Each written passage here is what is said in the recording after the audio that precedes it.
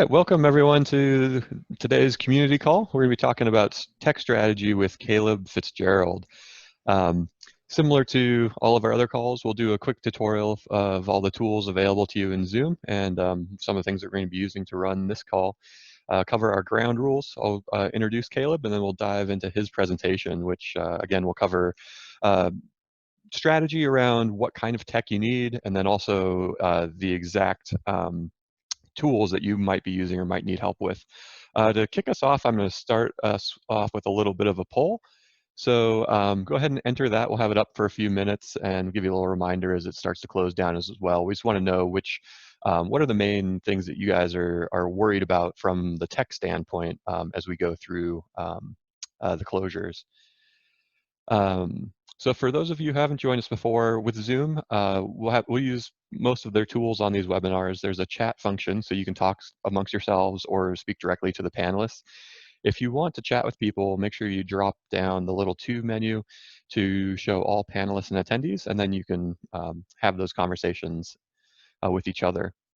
As we start going through the presentation, and even just right at this moment, feel free to start dropping in any questions you have. That could be anything from how do I use Zoom, what is Zoom, to more advanced marketing questions as well. And we'll take any questions that you have. If you see someone has already asked a question that you're interested in, just go ahead and upvote it with the little thumb, and we'll make sure that the most popular questions get addressed. Once we move to the question and answer portion, we might ask for some feedback from you guys. There's a little raise hand feature at the center of the screen at the bottom. So just go ahead and click on that if you'd like to say something out loud, and we'll call on you, and you'll see a little pop-up. Just make sure you hit unmute myself, and then you'll be ready to speak to the whole crowd. Our ground rules, as always, will be just to be polite and respectful to Caleb, the CWA, and each other. Keep any personal political commentary out of things. I don't think that Facebook versus Twitter is a personal political commentary, so feel free to make those kind of judgments as much as you'd like. And if we do unmute you, just keep your comments to around 2 minutes so that anyone else gets a chance to speak. And anyone who is problematic will remove to keep the conversation flowing smoothly. Caleb has agreed to join us. He's worked in this area for, sounds like, most of his life. He also has experience working as a guide for 5 years and as a head coach at the Boulders Climbing Gym in Madison, Wisconsin. Since then, he's worked in a consultancy area, helping companies, climbing gyms, and otherwise with their tech tools. So thanks for entering in the poll data. I'll share that and hand this over to Caleb. Thanks, Garnet. I'm going to go ahead and share my screen here. Get my presentation set up. All right. So like Garnet said, I'm a strategist and consultant out of Seattle. Big thing I do is basically help companies navigate changes. That used to be things like opening locations, adjusting to falling sales, new products, that sort of thing. And now apparently it includes pandemics. First, so because this is a webinar, feel free to interrupt me at any point or fill in those questions and answers, or go ahead and chat. It makes it a lot more interesting and a more pointed talk that helps your real needs if you're participating in some way.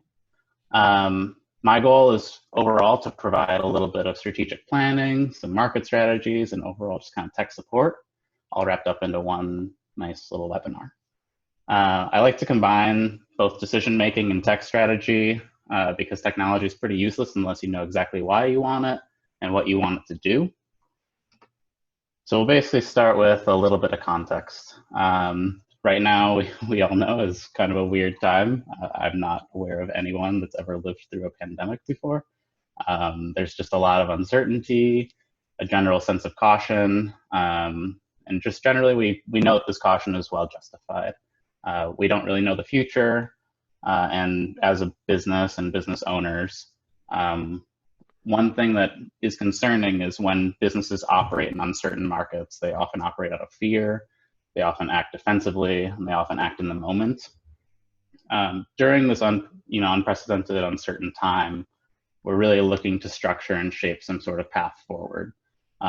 We can decrease overall business risk, and as climbers, we all know that decreasing risk is really quite good. So I'm going to start by talking about just generally decision making. After that, we'll kind of layer in tech strategy. How can you use Instagram? How can you use Facebook? How can you use other tools that I'll recommend to basically make smarter decisions, make it more your operations a little more efficient, and overall hopefully adjust to the fact that gyms are by nature a service that you have to show up for, but now we're all virtual. So generally, why do smart decisions really matter? It's kind of a silly question. But when you make a smart decision, it's easier to explain your thought process to others. It really considers alternatives and objectives. And overall, you're going to reduce your business risk by writing things down, taking an extra minute or two to go ahead and process your decisions. And we've actually seen it already in the industry. So some credit card processors have either mentioned that they are thinking about doing it or have actually done it and holding 20% cash. I've seen clients send processors a breakdown of their decision process because they wrote it all out, kind of what they're already doing, and pretty much immediately the requirement was waived. So, important cash flow was able to come through. We've also seen that owners have had to make really hard decisions on, do we go with opt-in or opt-out from membership freezes? And how do you effectively weigh all the viewpoints of your team? Because you're making a decision that will affect the future, will affect your revenue, will affect your operations. And if you're asking people for their input, how can you put that all into one spot and really make sure it's being recognized? And generally, there is hope. This is actually easier than you might think, and a lot of you probably already do a lot of this. So I'm just going to break it down into 3 different steps. These steps could be used in stable or unstable conditions. And I'm going to run through them step by step, but just know that the whole process, depending on the magnitude of the decision, could take anywhere from 2 minutes to 2 months. It really depends on, if I'm going to open another location, I probably want to spend a little more than a couple minutes on it. If I'm talking about, do I use Facebook versus Instagram, 5 minutes is probably fine. It does work across all industries. And it's very, very, very well researched. So if after this, you're like, man, I love decision analysis, you can go ahead and read tons of academic journals all about how, you can figure out all sorts of different ways to research this a little bit more. So I'm going to start with step 0. This is just assuming that, you have some sort of data and doing your research. Because one of the things that we're going to work on, or we're going to talk about, is basically defining your problems. And in order to do that, you have to identify those problems. Climbing gyms are in a really good position in that when people fill out waivers, they often fill out their address, they often fill out their name, they often fill out their email address, they often fill out their phone number, and you get a lot of data overall. You end up with a big database of customer data. From that, you can also look at, your financial information, where are your sales. If you guys you should break down your sales based on revenue categories. So identifying, what is adult instruction making? What is portable wall making? You can also, my favorite way is actually just asking your customers. So surveying or interviewing. I tend to use the jobs to be done method. Again, it's a well-researched. You can go ahead and Google it. And look up different ways to ask these sorts of questions.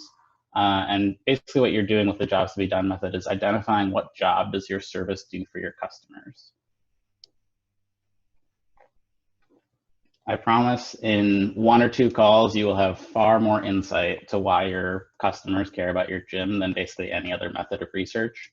I've interviewed numerous climbing gym customers, and often it's kind of surprising that you get a range of, I really care about your gym because it's a place to go with my friends that I don't have to drink. Or it's a place to go because I like that this one climb is always set in this one area. And things that are really, really specific and really give you insight as to, these people actually care about this in some way. How can I make that happen to all my customers? So I'm going to use an example of, let's say that I'm looking to define a problem. I determine that essentially, I'm looking at my Facebook account. I'm seeing that I don't necessarily reach the people that I want to. And so what I tell people to do is, when you're thinking of a decision problem, define the problem, write down your first assumption, Often I say write it down because you'll look at it and go, that's not at all the problem. Let's go ahead and write it down again. And basically the reason this whole section as a step is important is because how you define your problem is going to profoundly influence the way, what you choose downstream. So for example, if I come in, look at my Facebook account, see that I'm not getting the reach that I want, so I think my problem is I want to increase the reach. I'm assuming that I need to increase my reach. I'm assuming that Facebook is the place to increase that reach. And I'm also assuming that in some way this is going to impact my business. If these are all true assumptions and you're good to go, that's a great problem. If you haven't researched that entirely and you don't identify that Facebook is the exact place to increase that reach, everything downstream is going to be guided by how do I increase Facebook's reach. And so spending some time refining this problem and identifying, is it really that it's Facebook? What other things could it be?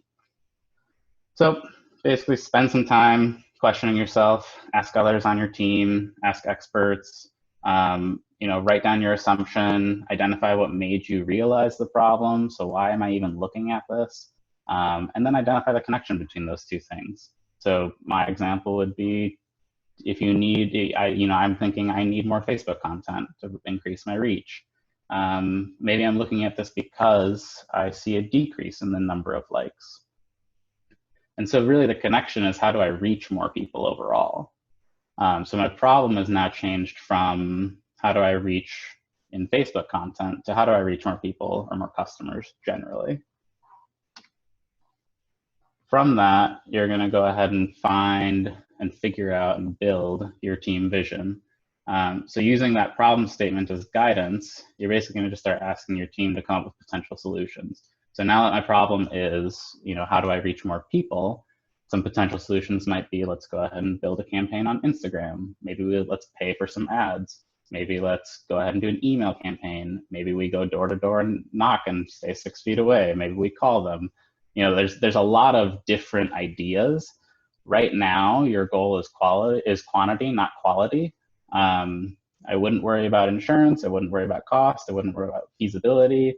Right now, you're just basically trying to go be creative, encourage people to push constraints, and challenge the problem because, as we all know, we're in a very, very different market than we used to be. From that, you can then start to prioritize. So we can't do everything all at once. We often don't want to do everything all at once. We want to be able to control kind of what is working, what is not.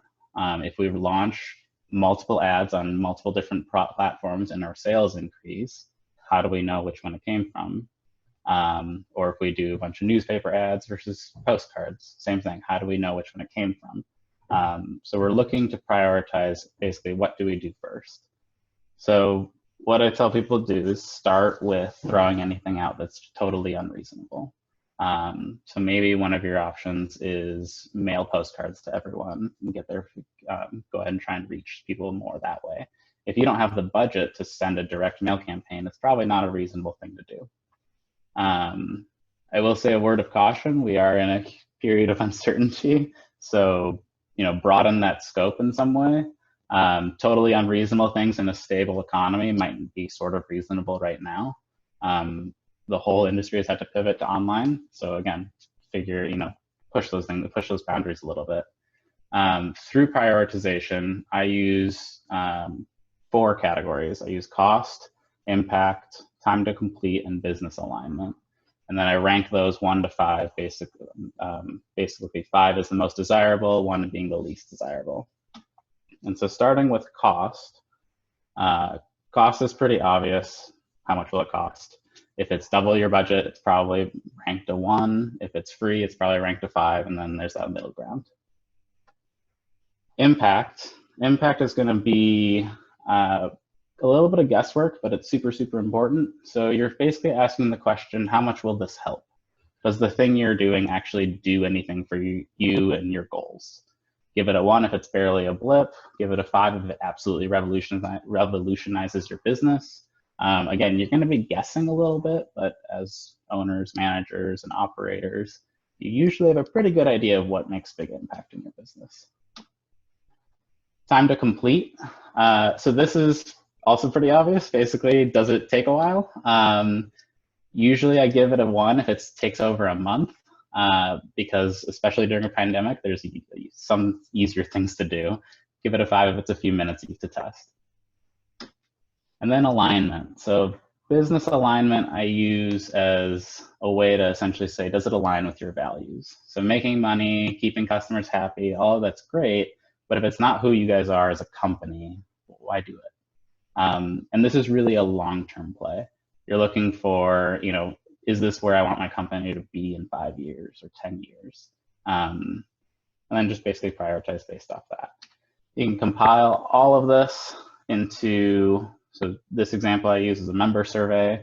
So I'm comparing different form tools. I throw it all together, I rank it, I add it up.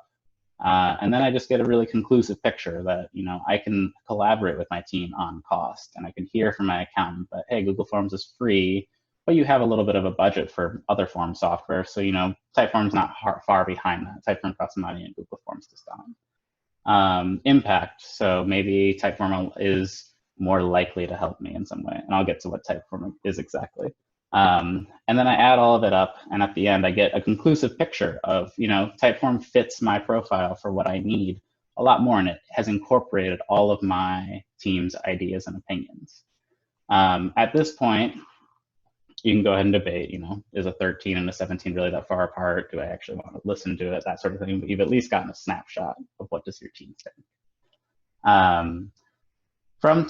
So let's say we do choose Typeform. You're going to want to define success around your problem ahead of time. So at this point, you're going, maybe I want a 30% conversion rate. So I want to send out a member survey, and if 30% of people of my members respond, I will consider that a success. The reason you want to do this now is because defining success later is pretty easy to basically have a confirmation bias. And then your third step is act. So take that vision, take your decision matrix, take all the information you collected and agreed upon with your team, and do it. So in my case, I'd be sending out that survey, put it into an email, and have them fill it out. And then as you're putting all this together, continue to listen and reflect constantly. If you feel your problem isn't well defined, go back and well define it. Basically, this whole decision-making process is, I'm sure all of you know, is an ongoing process. So just listen to what your customers are saying and respond. I do bring up, so basically sunk cost. So this is a cognitive bias that we all have in decision-making. It's just a part of being human. Basically, the idea is we continue to do things and try and save them even if they're failing because we've already put work into it. You want to avoid this when possible. It's not to say just give up the moment it fails, but don't keep trying and trying and trying. Often there are easier things to do instead. All right, so layering and tech strategy. Right around the time that you are building your team vision, tech should start to come to mind. You're looking for basically, what do I need to happen? So if my problem is, again, I want to reach more people, I need to start thinking about, what tech can do that. So social media comes to mind, emails come to mind, things like that. There are 2 goals that you should have every time you implement technology. So the first is you want to simplify the process for your customer. Whatever the end goal is, it needs to be easier for the customer. I specifically say customer because it could be more complicated for you, but if your customer finds it way easier, I promise you it's worth it. The second goal is basically it beats doing nothing. So meaning the end result of whatever you're implementing is easier than just doing it manually. Tech is cool, but having to do more work because you're using tech doesn't really make sense if a staff member can just do it for you manually. Again, those are very close, but generally we're looking for a really easy process for the customer, and then making sure that the tech implementation isn't worse than just having a person do it. I've broken down the different technologies that I recommend into 3 categories. So the first is collecting information. These are things like forms. You would use these to structure a conversation. So maybe group bookings or portable wall bookings are a common example. You need a date, you need an estimated amount of time, you need contact information. You can get all that right away rather than emailing back and forth over and over again. Opting in or out of billing is another one. So you need to know the member's name. You need to know whether or not what their choice is. Do they want to opt in or opt out? Discovering customer needs or surveying is another one. And then, another option would be selling a product. So I use Typeform mostly because I love how design-centric it is. They do a really good job of making it easy to fill out, interesting, and it's actually partly free. So for unlimited features, you have to pay, but you can start testing it out, do a free trial, that sort of thing. What's really nice with it is you can actually integrate selling things. So if you, for instance, wanted to sell a t-shirt or some other sort of product, you could just put a photo in it, and then you could say, hey, I want to collect information, and then collect your payment information, pre-order in some way. Other options include, there's Paperform, FormStack, or Google Forms. So Google Forms, I know a lot of gyms use. I personally am fine with Google Forms. The issue with Google Forms is often it's very static. It doesn't really feel conversational. I've actually had people tell me that they enjoy filling out site forms and they want more, which is kind of unusual because forms don't typically have that reputation. And then generally, when you're picking a form option or some option to collect information, you really want to find one that allows integrations for free. So the common examples of that is if someone enters an email address, you really want it to automatically go into your email management software. So maybe use MailChimp or SendGrid or Constant Contact. It's really important that you don't have to sit there and pull all the emails, paste them, because that's your time, and your time is probably the most scarce resource right now. Next, I talk about creating content. So with creating content, I'm including streaming content and making content, like original content. If you have a graphic designer on staff, that's probably going to be your best option because they know what they're doing and that sort of thing. But even if you don't, there are drag and drop design tools that are super, super easy to use. Canva comes to mind, or there's another one called Adobe Spark that's really focused on social media.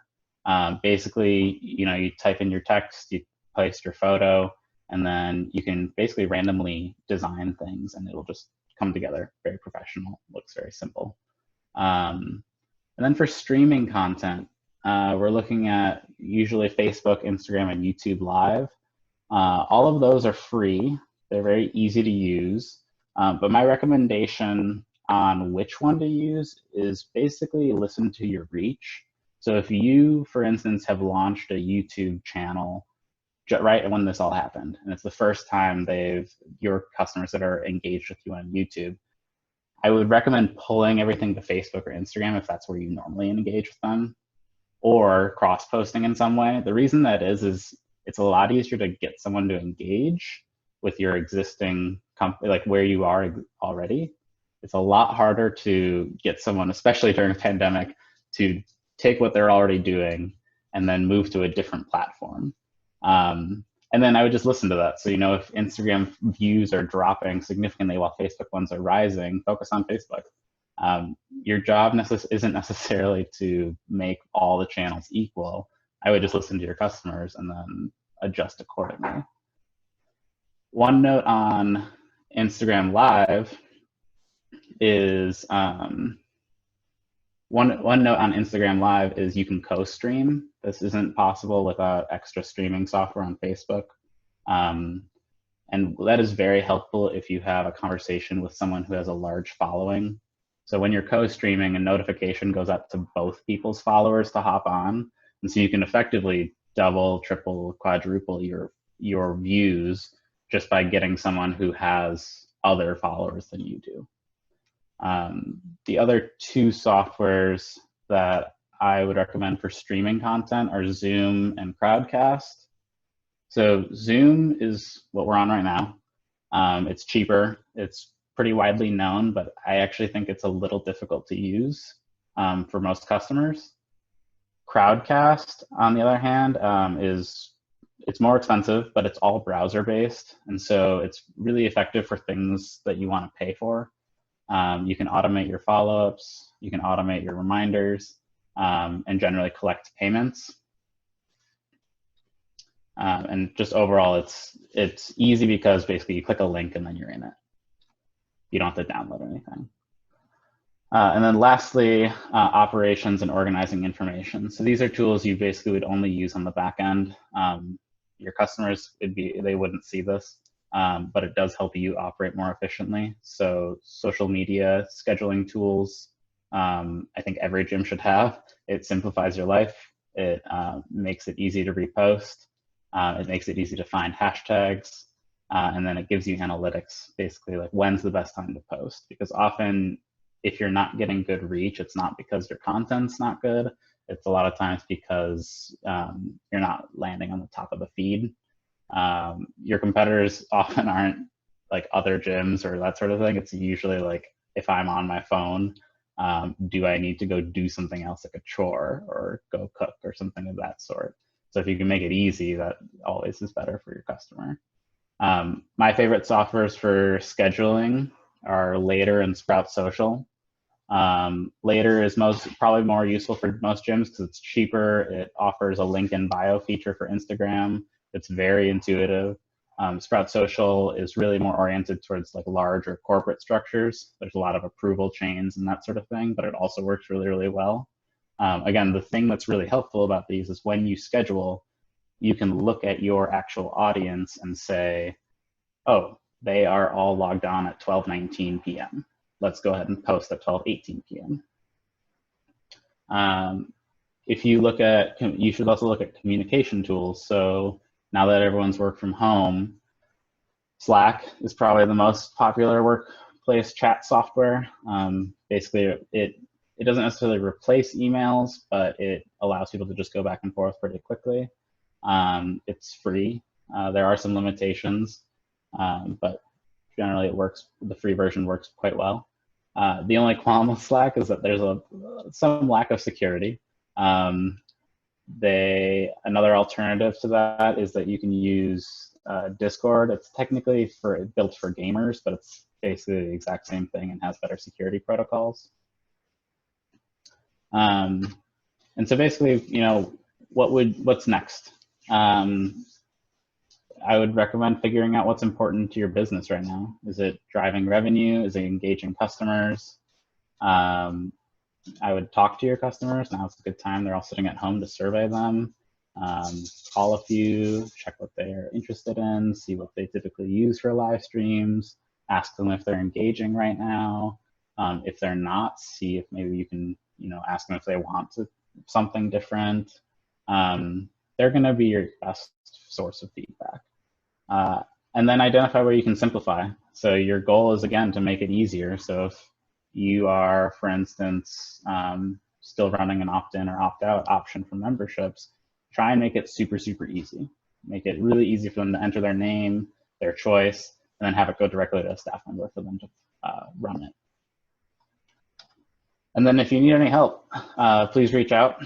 Most businesses don't need to change anything drastically to reach their goals. It's usually just small changes. Happy to answer via email if you guys have any questions on recommendations. Also happy to answer right here.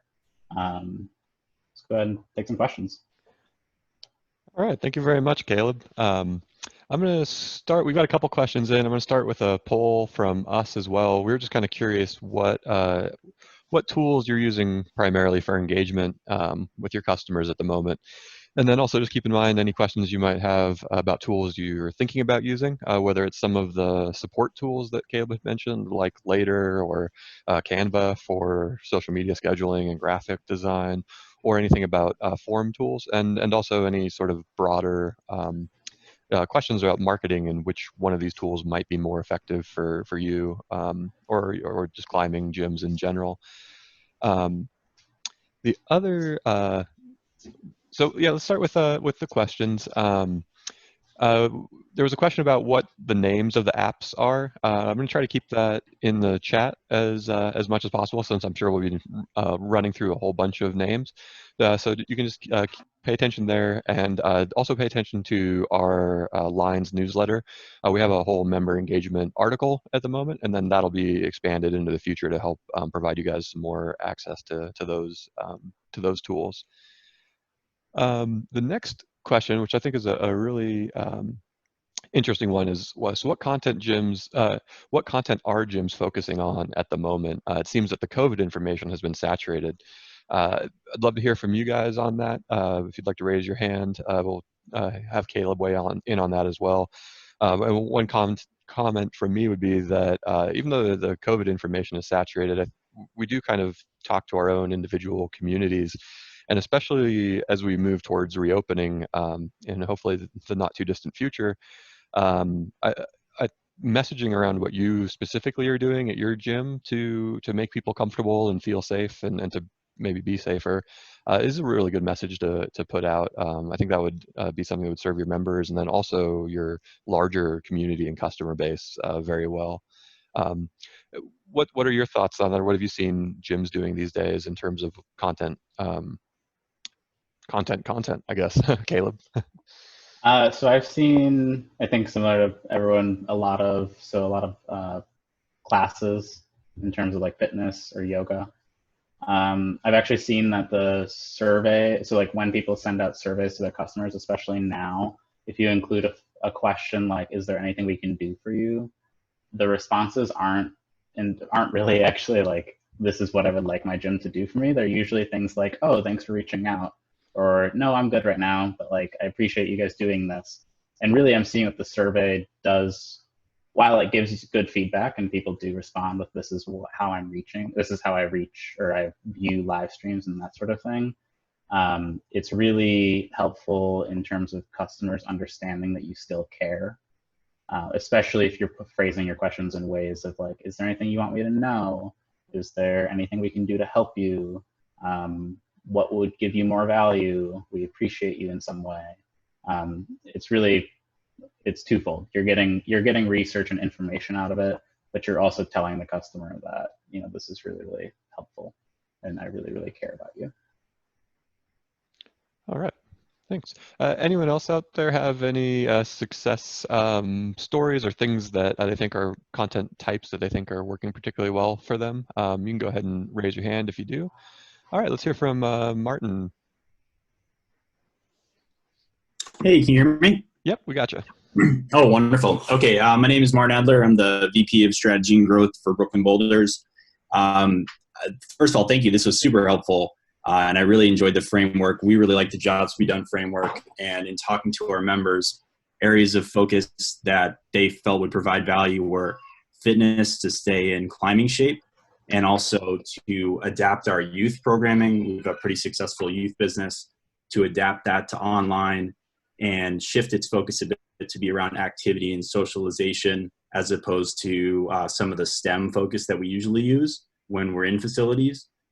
So that's been a result of listening, and in putting that infrastructure in place, we've had a lot of positive response from the community, and even have been able to generate revenue, which was a secondary objective to simply standing by our members. All right. Yeah, thanks, Martin. And I'm going to throw up a poll right now around what kind of programming you guys might be offering out there. So a couple questions on there, adult versus youth. Martin just brought up that those two areas. And I find that those do tend to be what I've seen and what I've talked to gyms mostly about, adult fitness programs and then youth engagement as well. This is unrelated to, I guess it's somewhat related to content, but I've also seen some gyms reach out to other local businesses. One, I guess, silver lining in all of this is that every industry is really experiencing more or less the same thing, and specifically restaurants. So I've seen gyms offer, hey, I'll sell your gift card, for instance, and combined with some product of mine to my member base if you do the same for yours. And so some sort of co-promotion, because I mean, most local businesses in some way are suffering. All right. And let's see, we also have Lillian. I'll just unmute you here and hear what you've been up to. It's actually, it's actually Jeff. Can you hear me? We can, yes. Yeah, sure. So I'm the director of youth programs at Sport Rock. In the DC area, we have a location in Alexandria and a location in Sterling. And we were sort of the canary in the coal mine, right? Like schools closed before the major economy did. When schools closed, we made the decision pretty quickly to cancel practices. We have a monthly model for billing for our teams. And so it was the middle of the month, and I wanted to make sure right away that we were adding value in terms of like giving them programming, to be able to ask them later voluntarily to continue paying their dues, which a significant portion have.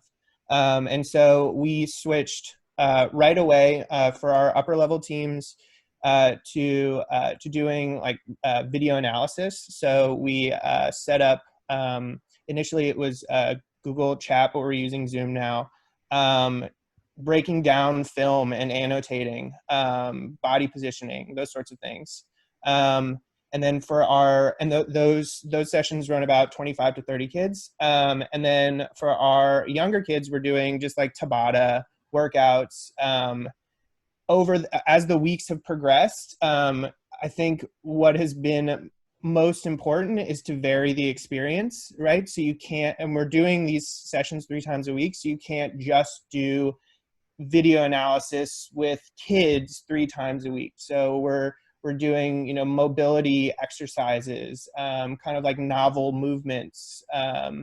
And we've also set up a Slack to archive resources, and so that the kids can sort of continue the conversation after practices are done. Because what we found, especially with the lower, the younger kids, when we're done with our Tabata or whatever we're doing, they stay on until the chat closes talking, because, you know, a climbing team is instruction and a team, and by extension a community, and they're really craving it.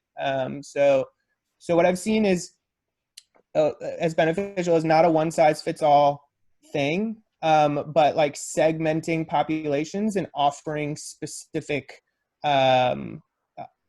experiences for the different segments. Yeah. All right. Yeah.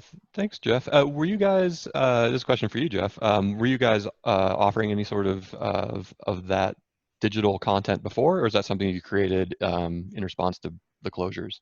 It was entirely in response. Now we're actually building out a facility for our junior team. We were in process before this all happened. And one of the big pushes of the facility is video analysis. And having and allowing the kids to have access to video content of themselves and of other climbers. So it sort of is synergistic, because I think a lot of the things that we're developing now will carry over beyond, you know, when we open up more broadly. But these were not things that we were doing before we moved to a remote model. Okay. And how long would you say it took you to set up the new remote model that you guys are using now? I look at it as a sort of like in process thing. I made clear to parents that like we were going to be experimenting. And one of the biggest successes is the communication with the parents. I think that, you know, everybody understands that nobody really knows what to expect, what works, what doesn't, what anybody else is doing. So like from jump, letting them know that like we were going to be experimenting. We want to add value, and we want this to be a communication. But like 2 or 3 days after we canceled practices, we were running remote sessions, and we found that Google Chat didn't really work well. So we switched over to Zoom. We set up a Slack channel, and it's like hit or miss with engagement. And so we're trying all of these different things. So I wouldn't say that we have like a solid, I mean, it has solidified over time, but like we were trying things right away. We didn't wait to try things. Yeah, and I think one of the other tidbits that in the comment you just made that's a great reminder for everyone, and to highlight it out of Caleb's presentation as well, is don't worry so much about having everything absolutely perfect before you launch some of these programs. I think it's the time to experiment a little bit and act quickly. You're still unmuted, Martin. I'd love to hear kind of your timeline and your experience developing your programs. And will you speak to that? I was just going to throw another poll up and see, whether you guys out there feel like you have the capacity right now to do some of this digital development, whether you have the staff on hands to help support it or just have that technical knowledge personally. So yeah, what was your experience like, Martin? I can say that, so I break it into two categories. One is I think people should be excited that there's a lot that can be done very rapidly and iteratively and with low infrastructure investment. So I think that's one very positive thing. On our side, we saw the importance of the role of technology early on, and we're building a team and starting to implement some of this infrastructure. And so really the business disruption just caused us to accelerate that. And the benefits of having made that investment are things like being able to have analytics that trace from where somebody's initially exposed all the way through to how they felt about an online session, and then see how that impacts other areas of our business, like are they indicating that they'd be interested in coming into the physical establishment when we reopen. So the way that I would think about it is pretty quickly you can stand up the ability to do something like lead a Zoom session, and for the ability to, let's say, use something like MindBody Online for somebody to be able to register in the way that they're accustomed and to be informed about the session in the way that they're accustomed from being a customer of the business, and for all of those analytics and all the transaction systems to work together. That took some time. The benefit of that now is we can sort of clone that.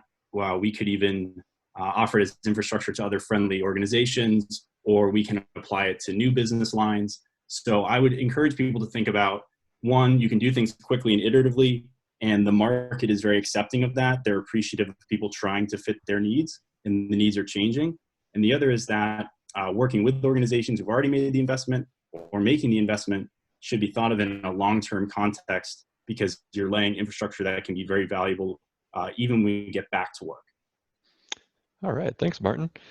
I'm going to make a vainglorious attempt to tie the next question that we have in with that discussion. So someone was just looking at the kind of jobs to be done framework and wondering if you, Caleb, could go through a real or fictitious case study with that matrix.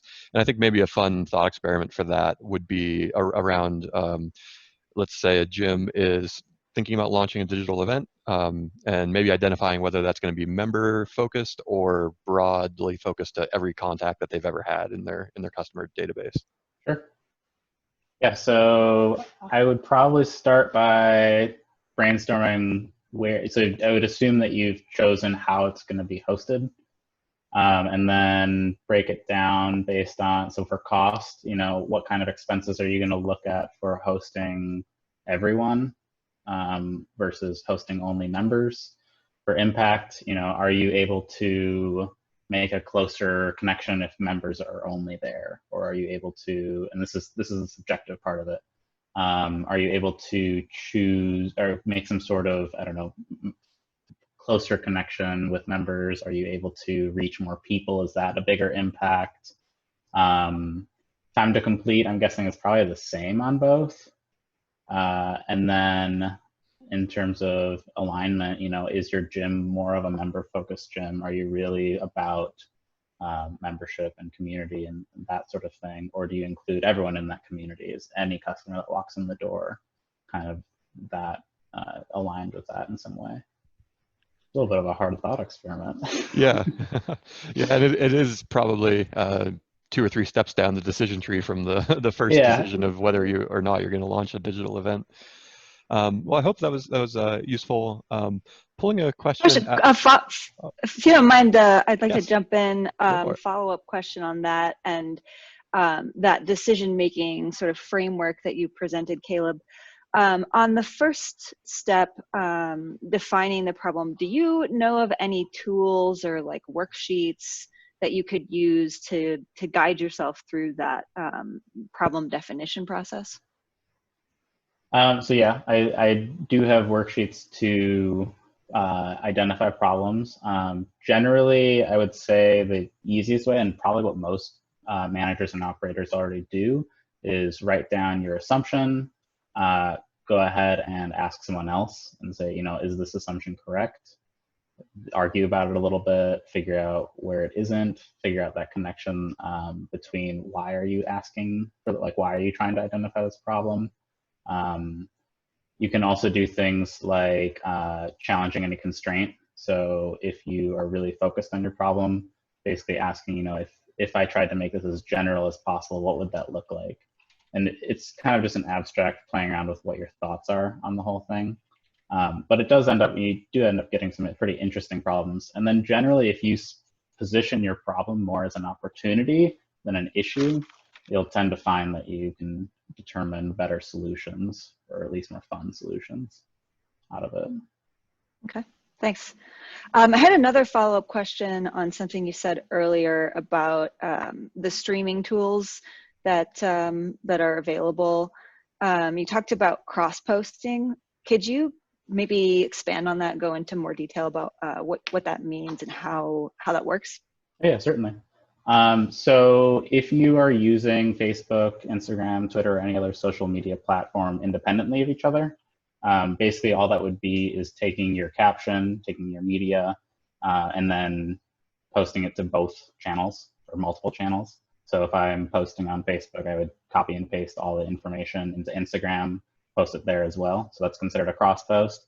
Or the easier option, if you're using any sort of scheduling tool, is you can almost always take your post and then you basically just check boxes. You go, I want it on Facebook, I want it on Instagram, I want it on Twitter, and then you just click post. That's part of the reason scheduling tools are so useful, is that it cuts down the time you have to spend in any of these softwares.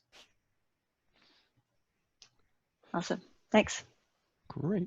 We had another question pop up. This is a great question, and I'm going to actually surface it as a poll as well, so we can ask you guys directly. So when you guys are hosting these digital fitness classes or yoga classes or your youth programs, are you guys charging for those, or is that something you're offering free to members as a benefit, or to your community as a benefit? Have you seen any sort of dominant model in your review, Caleb? So what I've seen mostly is everything is free right now. And then some gyms have started implementing like an optional, hey, we're going to offer this remote payment system. So like PayPal or Venmo or something of that sort. And if you're able to, please, donate. Or I've seen also some people do what they're like sustaining memberships or ongoing memberships where people can elect to charge a certain amount monthly. And basically that programming often is a reason people will do it, but programming itself is still free. Okay. And so I'll share the results we have here. And that seems to be reflected in this poll as well for just this group of folks. Seems like the vast majority of people are offering that as free content. We had a good question. I know you spoke to this earlier, a couple of recommendations on scheduling tools. So we had Later and Sprout Social. Are there any other ones that folks should be considering? There's a lot. There's Buffer is one of them. So personally, I think Later does enough. Like you can, I'm sure there's more than 30 scheduling tools out there. Yeah. We're using CoSchedule at the CWA, which is a really cool tool if you are doing a lot of blogging. It really helps manage like an editorial calendar and then also manage the social aspect of sharing that content. Yeah, Later doesn't do anything with content, with like blogging. It'll do, it's strictly social media and it's very heavily in that arena. Let's see, another great question here. For gyms that sponsor athletes or brand ambassadors, are you guys continuing those sponsorships during the closures, and are you leaning on them to develop content for you? I'd love to hear your thoughts around like where this content comes from, Caleb. A lot of people obviously have limited staff, And I was going to throw up just another poll around that and see whether you guys have staff on hand to help create these content pieces, the actual materials you have, or whether as an owner you're on an extremely limited resource base. Yeah, so I've been seeing a lot of people basically just ask any of their staff that they have on hand still to develop their content. Specifically, so the tools I mentioned, Canva and Spark, are very easy to use. So just about anyone could develop that content. The other thing is most of these scheduling tools, and there's a few others you can basically search for that they do a really good job of collecting repostable material. And so maybe if you don't have the ability to create original content, you can make it easy on yourself, and basically here's a list of climbing related things that your brand can go ahead and repost. And then the thing is with staff that are creating it, I've basically just been telling them creating any sort of content is just do it. I mean, people are all very much experiencing the same thing, and people really need, they don't really care if it's, I don't know, lower quality or not studio quality, or it's on someone's phone rather than a HD webcam, or people are just really interested in content. They're not necessarily interested in like the highest quality, most perfect content. They want to interact with their gym. Yeah, and that's a great point, just to highlight again that this is the time to act fast and experiment a little bit, and not worry about all of the little details. Let's see. Well, we're coming close to the end. Maybe if we have time for one more question, if anyone wants to type one in. We had a great chat comment about compiling a list of some of these resources for you guys, so you can get a glimpse of all of the offerings out there that we've talked about. And I think we'll try to do that for you in the next few days. I'll just go over some of the next things that we'll be doing at the CWA, just to kind of give you guys a reminder of what's going on the larger scale picture of giving you guys support. As always, keep tuned to these webinars. Let us know if there's any topics or people that you would be especially interested in us covering or inviting on. We'll be surfacing a lot of content through our newsletter as well. Right now we're doing a lot of work on the research front, developing committees to help gather science and conduct research specifically for our industry when it comes to policies, procedures, and guidance for reopening, and then also rebuilding your businesses as we navigate what the future holds. And we're collaborating with a lot of international organizations on this to hopefully provide as united a voice in the climbing world as we possibly can. You can always reach all of this content, see these webinars in recorded form on our coronavirus resource page at climbingwallindustry.org/coronavirus. And please share that link with all of your colleagues to help get their questions answered as well. On Tuesday, we'll be doing another webinar at 10 a.m.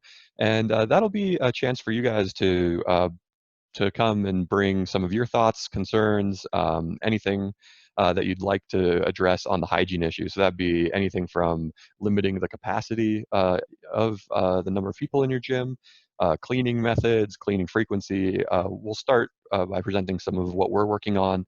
And then, we'd just love to hear your thoughts and try to get as many ideas together as possible. As always, you can just contact us directly as well.